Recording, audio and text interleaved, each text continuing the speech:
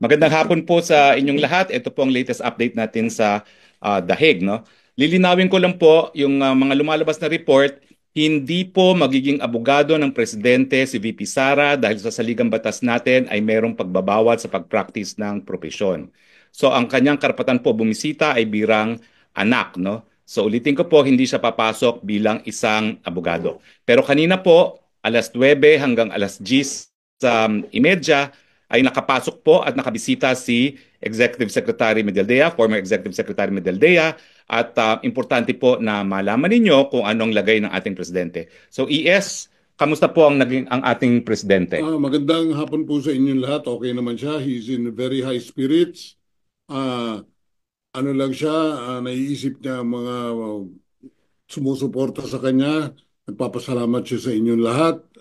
Ituloy niyo lang ang dasal. Isa sa medyo namimiss niya yung kanyang usual na kinakain, yung tuyo, yung munggo, at higit sa lahat, yung piniritong saging. Yun ang nawawala sa kanya. Other than that, he's okay. Pagdasal, keep on praying for him. Maraming salamat po. Ganong katagal po yung bisita ninyo? Siguro effectively mga isang oras lang. Kasi maraming protocol ho pagpasok, pero sumusunod tayo sa proseso nila.